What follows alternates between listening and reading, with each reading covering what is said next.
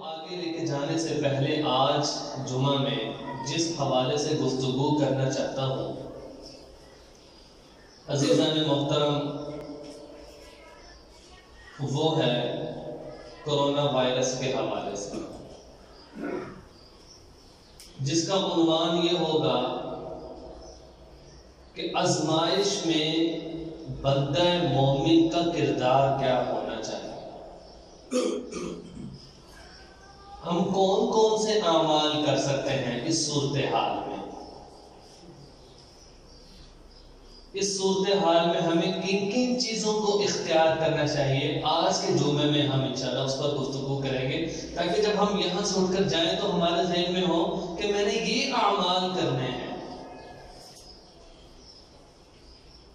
عزیزان محترم، اس میں کوئی شک نہیں کہ یہ جو وبا ہے یہ نہ صرف ملکی سطح پر بلکہ عالمی سطح پر لوگ اس میں مبتلا ہیں۔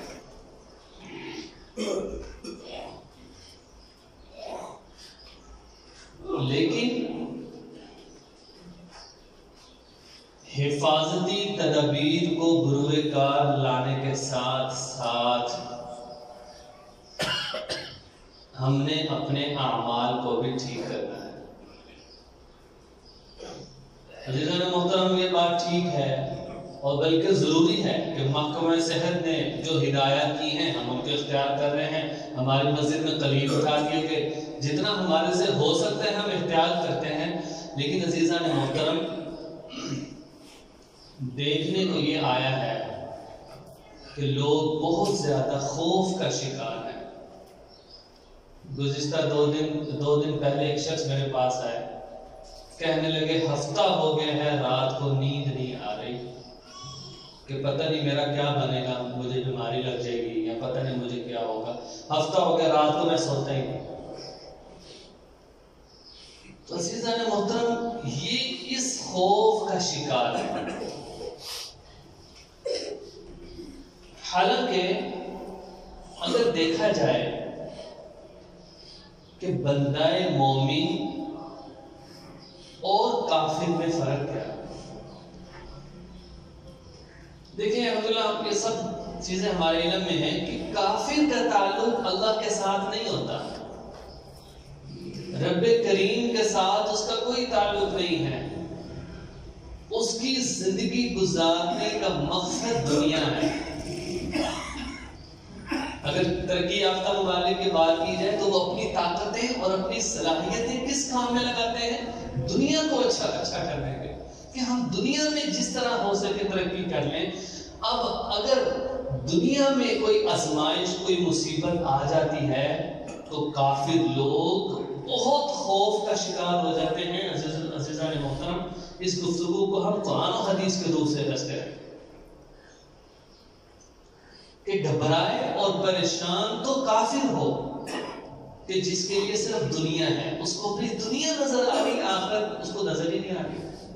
اس کا تو عقیدہ یہی ہے کہ موت تک جو کر سکتے ہو کر لو، آخرت میں کچھ نہیں ہے۔ یاد رکھیے رسول اللہ صلی اللہ علیہ وسلم کی حدیث ہے، حب الدنیا و کراہت الموت، کہ کافر کی تعریف کیا ہے؟ جو دنیا سے محبت کرتا ہے اور موت سے ڈرتا ہے۔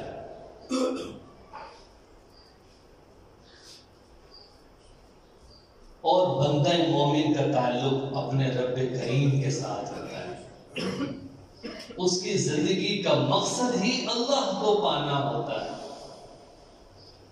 وہ ان تمام احتیاطی تدابیر کو اختیار کرتا ہے اس لیے کہ یہ اسباب ہیں، اور کوئی آگے یہ نہیں کہہ سکتا یار میں یہ کام نہیں کرتا۔ یہ توکل کے خلاف نہیں ہے، ہمیں اسباب اختیار کرنے چاہیے، ہمیں اسباب اختیار کرنے چاہیے، لیکن یہ بھی نہ ہو کہ ہمارے اندر توکل ہی کی کوئی صورت نہ ہو۔ ان ساری چیزوں کی وجہ کیا ہے؟ عزیزان محترم، ایک ذی شعور آدمی، عقل مند آدمی لوگوں کے دلوں میں خوف و ہراس پیدا کر دے تو یہ اس کو زیب نہیں دیتا۔ کہ اس قدر لوگوں کو پریشان اور خوف میں مبتلا کر دو کہ لوگ تو اپنی زندگی سے ان کو راتوں کی نیند اڑ جائے، تو یہ کسی کو زیب نہیں دیتا، یہ اچھی بات نہیں ہے، یہ نہایت نامناسب بات ہے۔ رہی صحیح کسر میڈیا پوری کر دیتا ہے کہ وہ لوگوں کے بجائے اس کے کہ جہاں پر وہ لوگوں کو خوف کی باتیں بتاتے ہیں وہاں برداشت اور تحمل بھی بیان کرنا چاہیے، حالانکہ ایسا ہوتا نہیں ہے، صرف ایسی نیگیٹو خبریں دی جاتی ہیں جس کی وجہ سے عوام پریشانی کا شکار ہو جاتی ہے۔ وجہ ان ساری چیزوں کی کیا ہے؟ وجہ ان ساری چیزوں کی ہمارا ایمان کمزور ہے،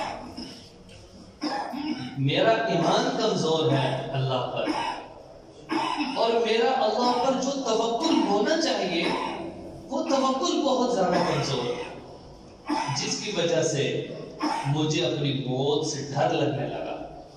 حالانکہ رسول اللہ صلی اللہ علیہ وسلم کی ایک مشہور حدیث ہم سب نے سنی، الدنیا سجن المؤمن و جنت الکافر، یہ جو دنیا ہے یہ مومن کے لیے قید خانہ ہے، اس کو اپنے پروردگار سے ملاقات کا شوق ہوتا ہے، اس سے اپنے رب کی ملاقات کا شوق ہوتا ہے، اس کے دل میں تمنا ہوتی ہے کہ کیا میں بھی اللہ سے کبھی ملاقات کروں گا، وہ اپنے ٹوٹے پھوٹے جو اعمال ہیں ان کو کرتا رہتا ہے، بچا کر رکھتا ہے، اس کوشش میں کہ کیا پتا اللہ میرے ان ٹوٹے پھوٹے اعمال کو اپنی بارگاہ میں قبول کر لیں، اور نظر اس کی آخرت پر ہوتی ہے۔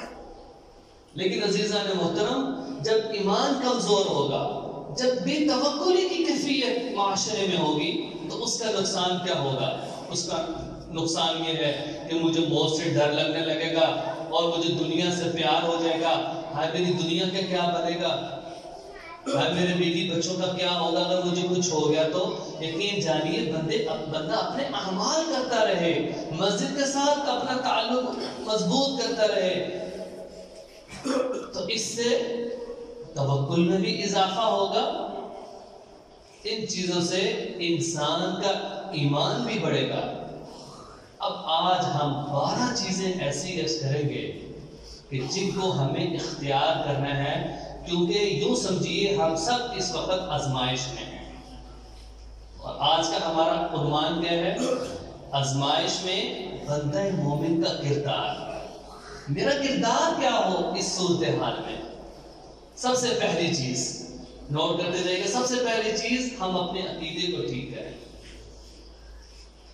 اچھا، ایک حدیث ہے ابن عباس رضی اللہ عنہ کی حدیث ہے، وَلَمْ اجْتَمَعْ عَلَىٰ أَن يَنْفَعُوكَ بِشَيْءٍ لَمْ يَنْفَعُوكَ إِلَّا بِشَيْءٍ قَدْ كَتَبَهَ اللَّهُ لَكَ۔ یا ابن عباس، اگر سارے کے سارے لوگ جمع ہو جائیں اس بات پر کہ وہ تمہیں نفع پہنچانا چاہیں، اللہ نہ چاہیں تو وہ تمہیں نفع نہیں پہنچا سکتے مگر اتنا کہ جتنا اللہ نے تمہارے مقدر میں لکھ دیا ہے۔ اور پھر فرمایا وَلَمْ اجْتَمَعُوا عَلَىٰ أَن يَضُرُّوكَ بِشَيْءٍ لَمْ يَضُرُّوكَ إِلَّا بِشَيْءٍ قَدْ كَتَبَهَ اللَّهُ لَكَ۔ سارے کے سارے لوگ جمع ہو جائیں، وہ تمہیں نقصان پہنچانا چاہیں، اللہ نہ چاہیں تو وہ تمہیں نقصان نہیں پہنچا سکتے مگر اتنا کہ جتنا اللہ نے تمہارے مقدر میں لکھ دیا ہے۔ اس سے پتہ کیا چلا کہ میرا عقیدہ کیا ہو کہ تقدیر اللہ نے لکھ دی، انسان کو کس وقت کیا خوشی ملے گی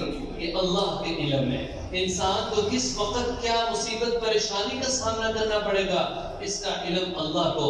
جب میرا آپ کا عقیدہ یہ ہے کہ تقدیر اللہ نے، یاد رکھیے ہم جب چھوٹے تھے ہم نے ایمانیات پڑھی تھی، آمنت باللہ وملائکتہ وکتبہ ورسلہ والیوم الآخر، اس کے بعد کیا ہے والقدر خیرہ وشرہ، کہ یہ ایمانیات ایسی ہے کہ جب تک آدمی ان ایمانیات پر ایمان نہیں لاتا تو وہ مسلمان ہی نہیں ہو سکتا، کامل مومن نہیں ہو سکتا۔ تو اس میں سے ایک چیز کیا والقدر خیرہ، کہ اچھی تقدیر پر۔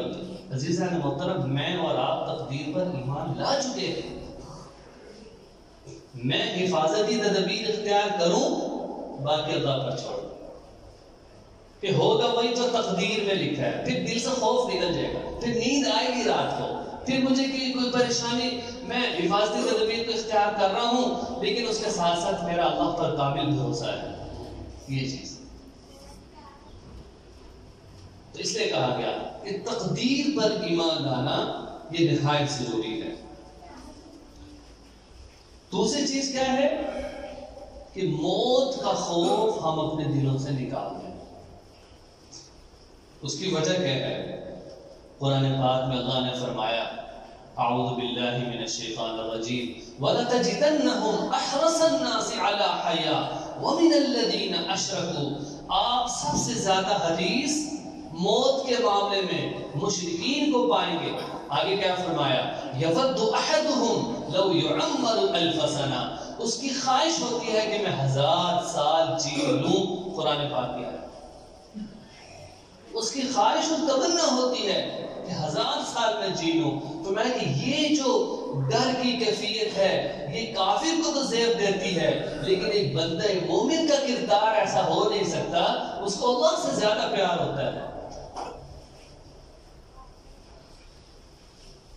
تو رسول اللہ صلی اللہ علیہ وسلم نے بھی فرمایا تھا الدنیا سجن المؤمن و جنت الکافر، کہ یہ دنیا کافر کی جنت ہے، وہ اس میں خوب مزے کرتا ہے کیونکہ اس کو پتا ہے آخرت میں کچھ ملنا نہیں، لیکن مومن کو پتا ہے آخرت میں جنت ہے، اللہ کی خوشنودی ہے، رسول اللہ کی زیارت اور ان کے ساتھ رفاقت ہے، اس لیے مجھے دنیا کی پرواہ نہیں، ہاں میں اعمال کرتا رہوں۔ آگے بات آئے گی ساری چیزیں کہ دعا بھی کرے۔